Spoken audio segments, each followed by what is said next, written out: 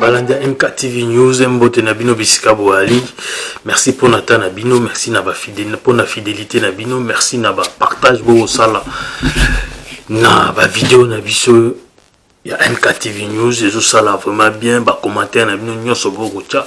to senga bino merci pour na temps au boko zo ya cha commentaire temps au boko zo ya tala ba vidéo na biso puis temps au boko zo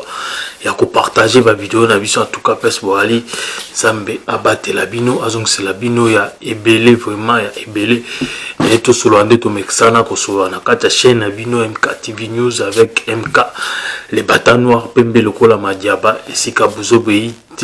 où ils appellent Tokobengango Pembe, Zali rouge, Tokobengango rouge, la voix qui crie dans le silence du désert. Nabi que vous allez et belé beaucoup landa biso, nabanda pour nabino pesboali, naba poste téléviseur nabino, naba phone nabino, ba Android, mambo belé, beaucoup landa biso pour tout partager tout solo là, de tout messana ko solo là, au talibiso pour la première fois. N'hésitez pas à s'abonner, si vous s'abonner, comment ça n'a été à activer cloche na notification, bah on y va s'abonner na la chaîne MKTV News, vérifier sur qui cloche nous, il y a notification ils allaient activer, sur les a activé s'il te plaît activer en go parce que c'est très très important sur que ça n'a pas ça à faire partie na conversation na vision na MKTV News, ça sert que au s'abonner premièrement, sur que s'abonner et puis activer cloche na en notification à chaque fois vidéo les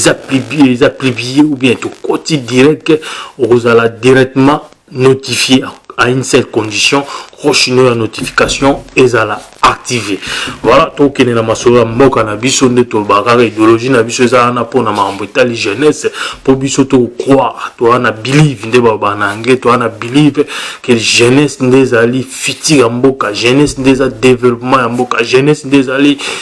makasi ya mboka donc tokolemba te ya kolobele la jeunesse na biso toute la jeunesse na biso la première position ya mboka na biso République démocratique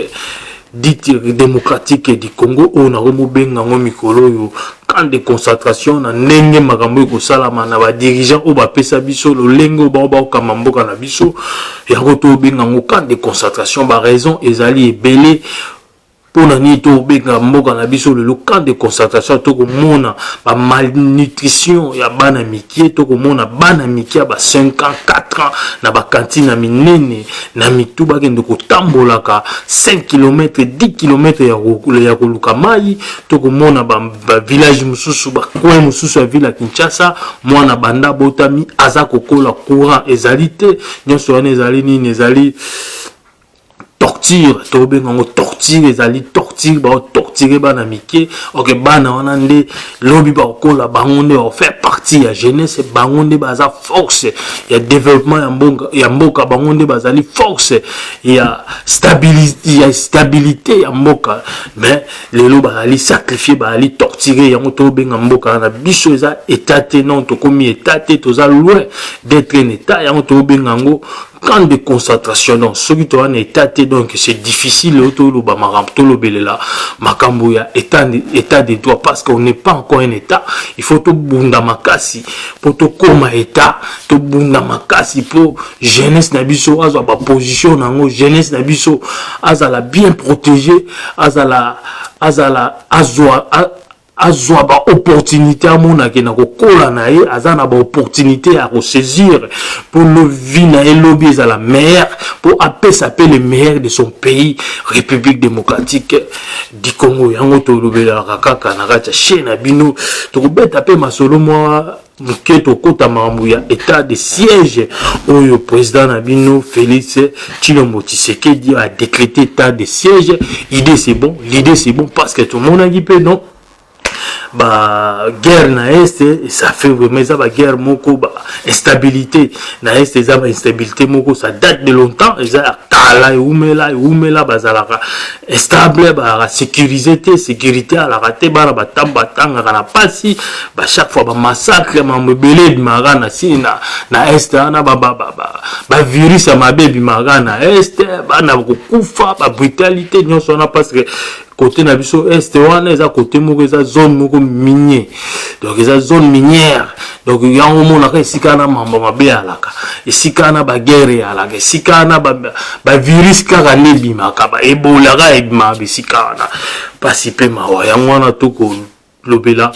Penambu makambo l'état de siège vraiment toujours appuyer l'état de siège où le président de la République a décrété pour tout meka ko balayer pas bien infiltré tout meka ko balayer groupe armé ou ba déranger tout ou baza ko importuner tout voilà la té ou baza ko boma bana ba ko boma maman ba boma batala té ba boma ka batu nyonso quel que soit l'âge ba ki paraté donc état de siège na lolenge pe to ko landela ngo tout moni ke ba osala présentement bah ça là nous salons na bango le lengue vraiment et longo même problème na biso na makambota l'état de siège tout le monde ba soutien ba mboka ebele y compris le Rwanda voilà y compris Rwanda sikana pe tout le monde on peu flou parce que Congolais to yebi ke biso ba Congolais to bossa na rapé mingi to bossa na rapidement mingi te mais rapidement to bossa na dans le sens que lobby to bengi Rwanda complice na makambo guerre ezoleka na est to bengaki Rwanda complice que non il y a aussi parmi les députés msoupe ba déclarer que non s'il faut faire la guerre contre le Rwanda sur le Rwanda il faut le faire donc député msouba ndoko mona ko Rwanda asa complice mais le lot tout monde na état de siège au président de la République a décrété tout monde soutien à Rwanda la République rwandaise na kati état de siège wana pesa wana ndeve photo chama point d'interrogation ya Gaillard pour na nini la le Rwanda eko soutenir azo apporter soutien na mambo état de siège mamatal bandeko tout ça ba sentiment par état de siège je le soutiens moutunion soit congolais asa patriote il faut soutenir l'état de siège mais tout ça là ce que ba makambango ba nani bazo ko côté la vision état de siège pourquoi le Rwanda veut nous soutenir il faut tout te poser ce big question question pourquoi Rwanda n'y ko soutenir biso et là nous et gêner Rwanda pour Rwanda le là ba amona la meilleure façon pour amikoti saka ka développement eba et là on ni ko les état de siège apporter soutien na e tala to moni Rwanda le là comme premier producteur il y a or mais na mabela Rwanda ana or premier producteur à coton mabela Rwanda wazana kotote mais batona baza ba premier producteur ba premier producteur ba colbat ba coton Rwanda zo ko produit babilo quoi babilo Rwanda nyoso to yebi ke Rwanda ezama mabomba te to yebi ke Rwanda zo ngona Congo to yebi ke Rwanda na Congo ba soupçon pe ne ba nsupe ba mo soupçonner non ba groupe armé batakaka est tout le temps et ça supporter na Rwanda m'a appelé ça ba arme y compris na ba jeune na bango na ba bato oni ba pesa bato na ba arme et c'était même facile ceux qui vraiment les Rwandais ba na posa que guerre wana na est si là c'était seulement ya couper ravitaillement après ça les hommes na médecine kolia ne ba somba matière minérale na on a ba arme ba pesa ka bangwana so Rwanda ba ka kata biloko wana ndelo président mboka na biso ngeko décréter état de siège mais tout le monde Rwanda a continué kana ngo pour ya ebike il y a à profiter le ba benga et premier producteur coton premier producteur mambo belé ba kolbat mambo belé mais le là a moni que non la République démocratique a état de siège il est pas un soutien des ressources déjà politique mon frère tout le monde a sentiment pembeni état de siège est bien mais ba sentiment tout pour na banen ba yo supporter biso pourquoi les Rwandais vont supporter biso na nino juste parce que bazana pour ça ba toujours penena biso près de nous gros close baza la close ne ba la close batiki la biso espace te pour ba yebe loko ni nego lekana donc on va apporter soutien na bon si soutien na zone azo ko apporter pour na ni pour azo peu d'information ndenge makambo ezo ko kende problème la maison mususu ezali lelo to ko ça l'état de siège pour tout bengana ba groupe anwana ezo ko déranger bato na biso ba groupe armé na benga ba groupe armé c'est-à-dire ce sont les Congolais ba se rebeller na ndenge na bango ba former ba groupe na bango mais minduki wana bango ba zipo ba théorisaka ba ndeko na bango ba Congolais ba ozongo wapi ba ozongo na ba Rwanda wana intérêt Rwanda ezaki non guerre wana il faut demeurer wana parce que ye aza na posa babenga eka première producteur ya or producteur ya coton ya kolbata babilo belebele boyebi ba matière ya la kawana ba matière ba métier minier ya la kawana ya na posa na yango azo kotika ta yango il faut bien apporter soutien idée ba ke na ngo état de siège songa Rwanda na binaza musika te et simba te fona la kana kati na yela ngo sko na forme que na apporter soutien na la République démocratique du Congo. Idée na biso wana président de la République na biso en tout cas c'est malheureux la façon dont ça les la makambango. Est-ce que azo ko raisonner vrai ou bien ezaka politique pour faire endormir de plus encore le peuple congolais pour l'état de l'élo biloko en état de siège des autres salama lelo ba bundi ba longi ko déstabiliser groupe armé on est-ce que ils la définitif ou bien ils la juste pour un temps parce que boyebi ba déjà so ba décision dongi. Il faut tout faire attention. On ne peut pas juste quand pour président décréter état de siège, on va décréter, c'est-à-dire état de guerre. À décréter état de guerre. Donc, moi, quand on a une République démocratique, il y a une guerre. Donc, on va état de siège, on a un autre mot, état de guerre. Donc, maman, papa, koutani, on va béton modaï. Nesika wana est donc ba kucho na ngambu ya groupe armé na ke bozo atozaki innocent ozwa kaka poto wana état de guerre na minicho mais siko problème on ezali siko yo ba décision bazoli ya dongi mona ba bandi bo ba ko mana suka te ko ba sika mo bakatani ba groupe wana ya armé wana bazo résister quelque part moyen susu ba continuer guerre été décision dongi to zongi suna bamburima parce que to yebi mentalité ya ba dirigeant na biso to ki maman te ko to pesa bango maman confiance to ndibara bindima boyeke non état de siège ba sali wana et qui a amené vraiment solution définitive na c'est ça, les habitants de l'Est ou bien le Congolais, tous les Congolais, pour ça, on a dit que non,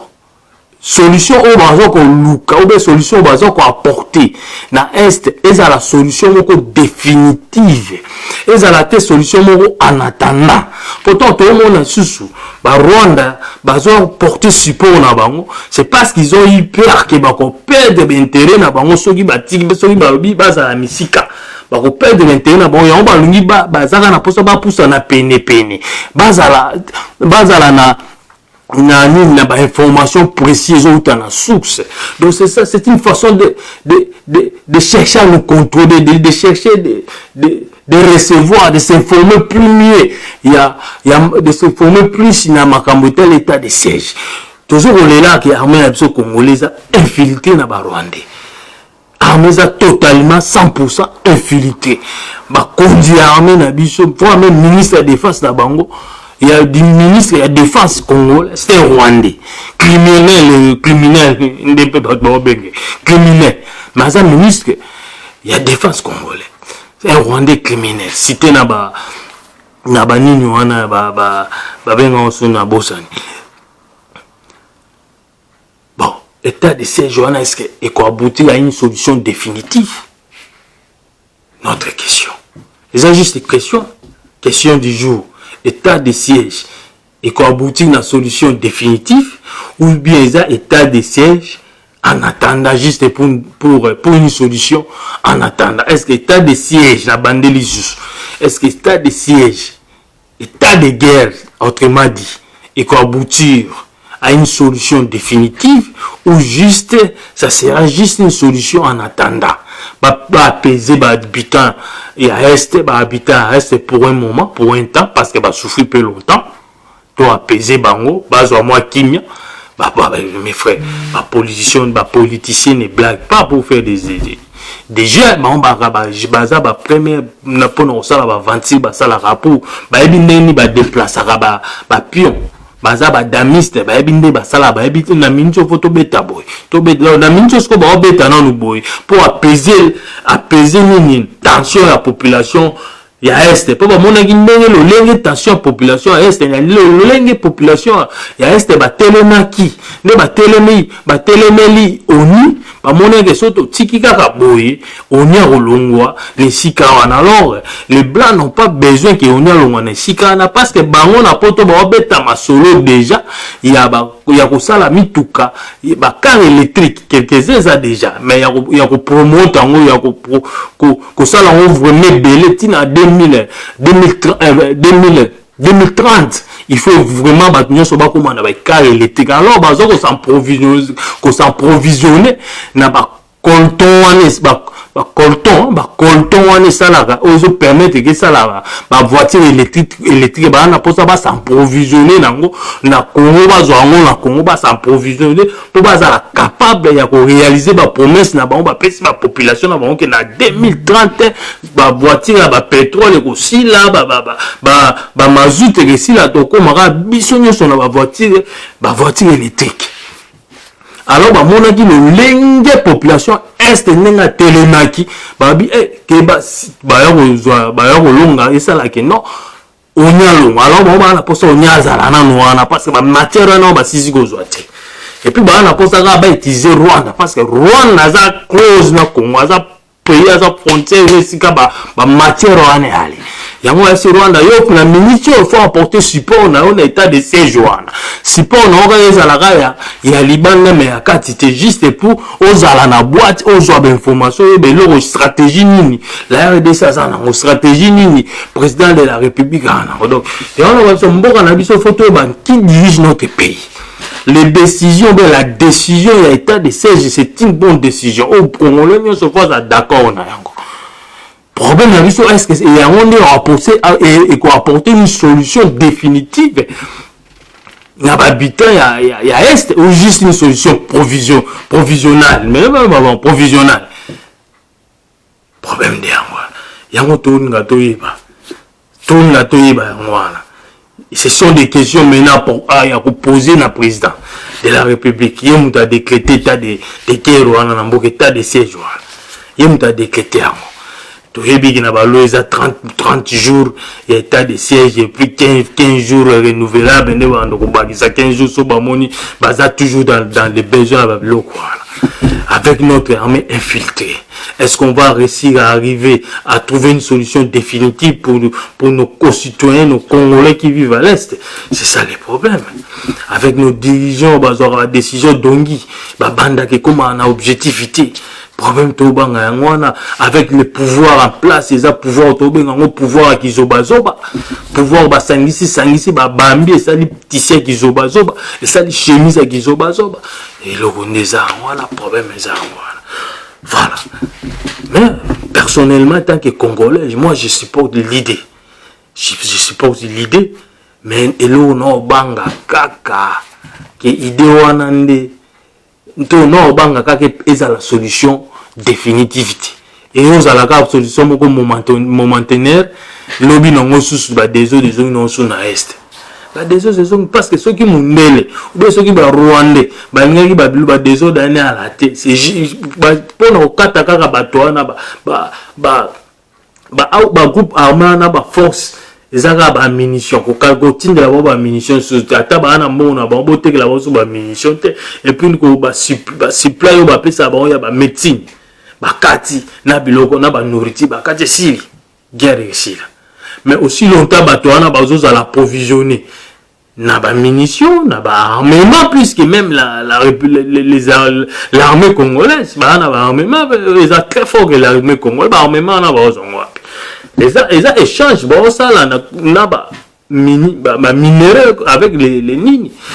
avec les armes et vous croyez que les multinationales baza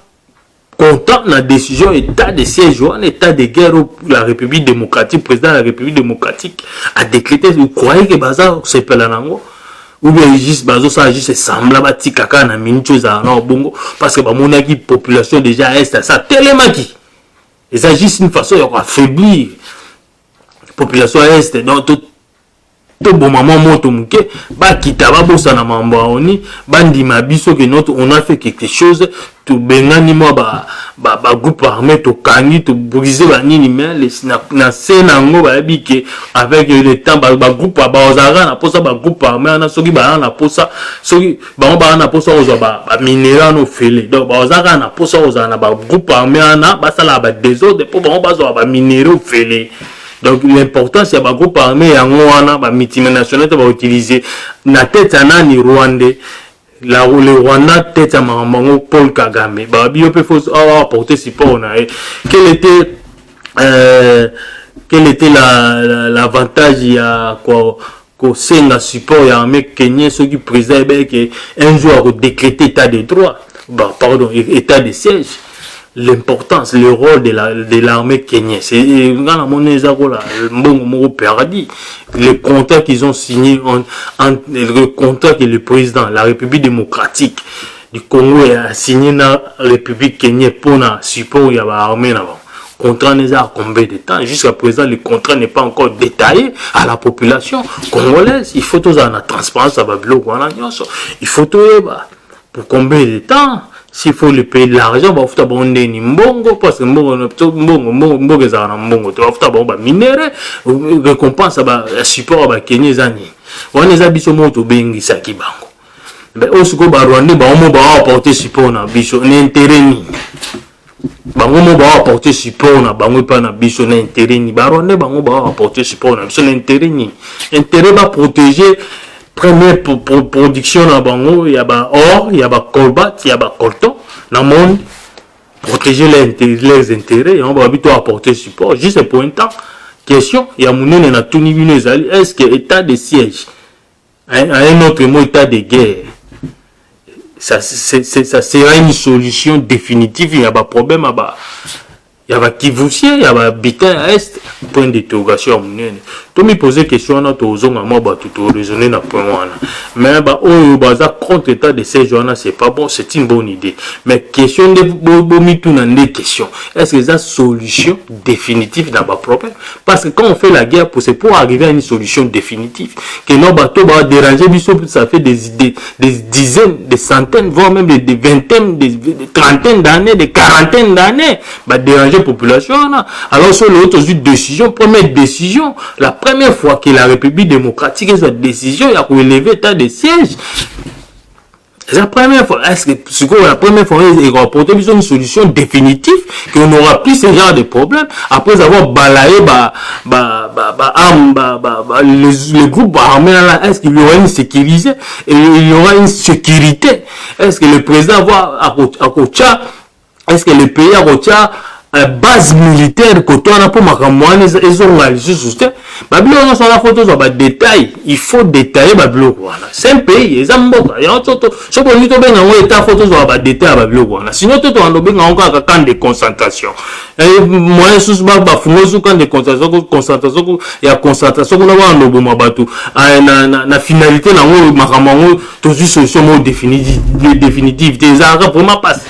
les appas na dirigeants sont tous en décision dongi bazoka na pouvoir ya gizobazo ba to anango les députés n'arrivent même plus à s'exprimer librement parce que bango tout s'adhérer na union sacrée alors ils ont peur de dire des vérités Babylone pour éclairer à la population pour ça la population ils ont contre l'union sacrée de la nation et ça m'a union sacrée de la nation et ça m'a il y a République démocratique du Congo député Somoni qui m'a ramsuzu ils ont kende na lolenge était loba za la libre loba yango bino so ko se lancer karawana et comme voilà na mboko moto tikali na pasteur moko o no so te biso to lobika oui on est sur azote abiso to mika oui mutu moko ba so nonte donc mboko moto tira na pasteur moko ya to bamboka ezango opposition so mboka ezango opposition omona kama nyonso mutu wana ozo ekomika mamo ekomika ya bien donc to na nzambe moko il faut faire l'opposition c'est démocratique il faut opposition na mboka wana makambo pe etali jeunesse na biso mboka et ça très important Le logo ça là, tout ça l'état de siège. Et jeunesse jusqu'à présent jeunesse jusqu'à solution jeunesse des autres là.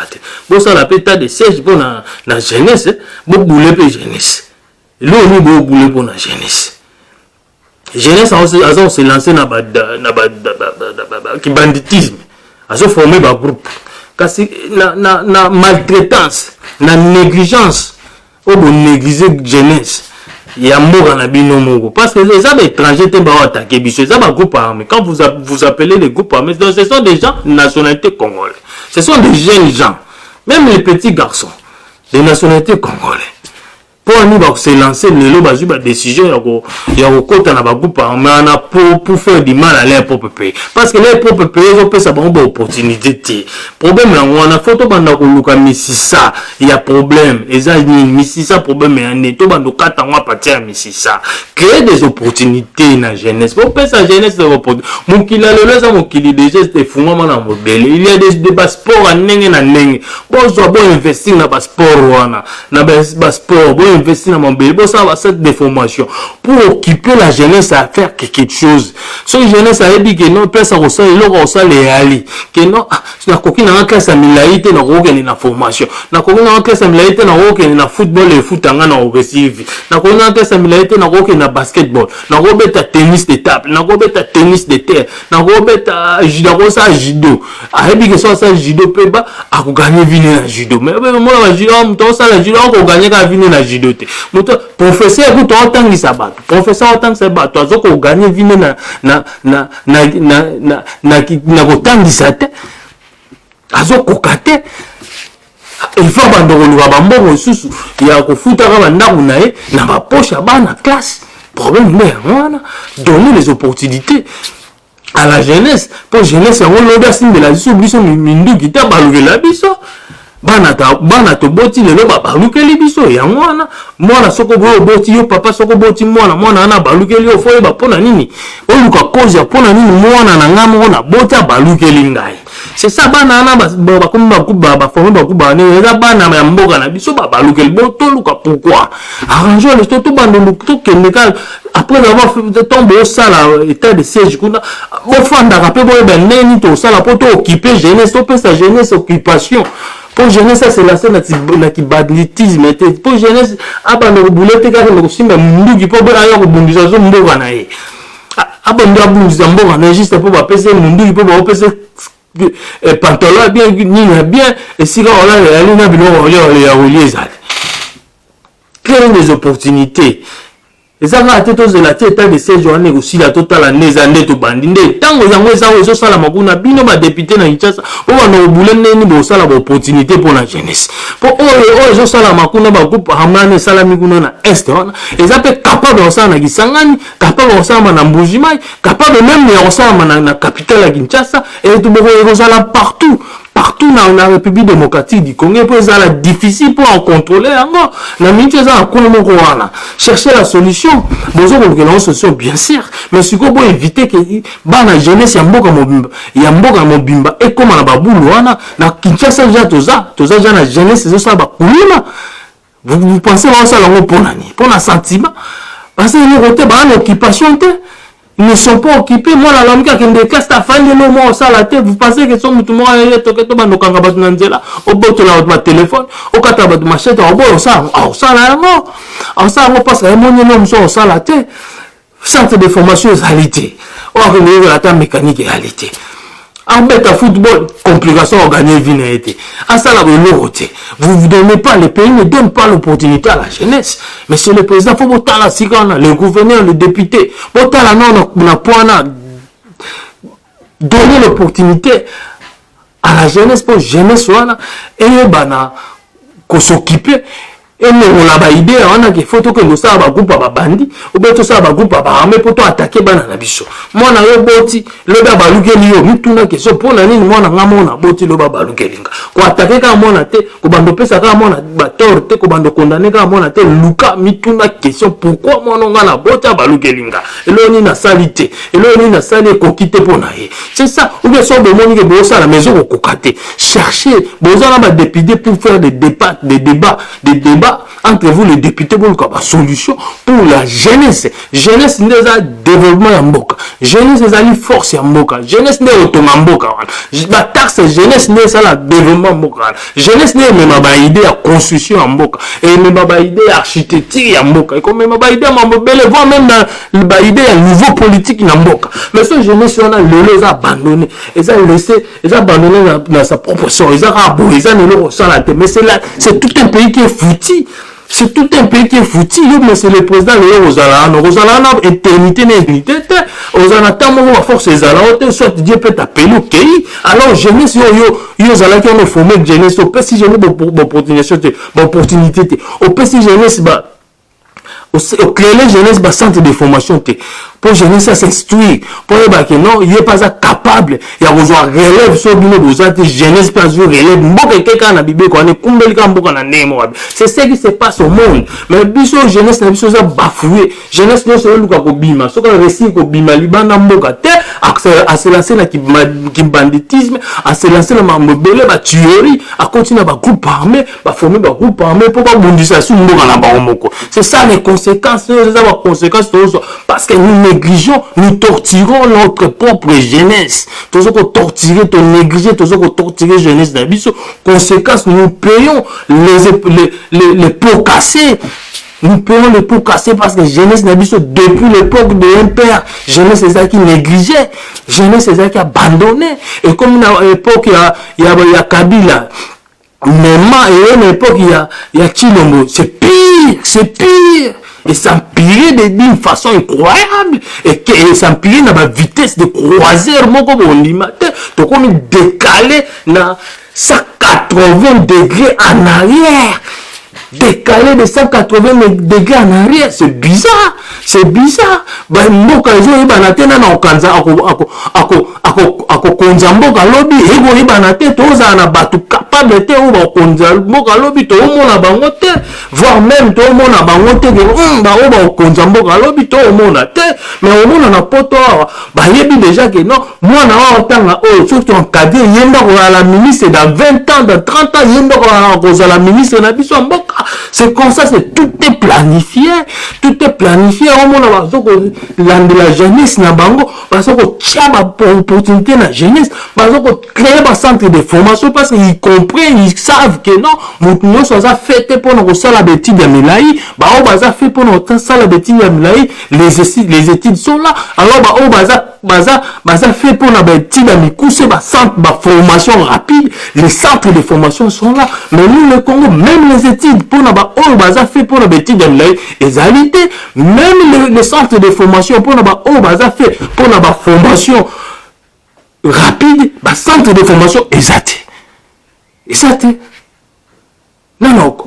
ko konza mboka lobi non la ministre lobby non la pasteur lobby non l'évangéliste lobby non la président lobby non la député lobby non la gouverneur lobby non la joueur lobby non la basketteur lobby boxeur lobby non la journaliste lobby. C'est la honte ce que nous faisons, c'est la honte notre pays. Et on tombe camp de concentration, tout ça c'est la torture, vous avez torturé jeunesse, sans le savoir que vous avez torturé jeunesse. Les bons pour vous enrichir, pour s'enrichir, il y a une famille, il y a une famille,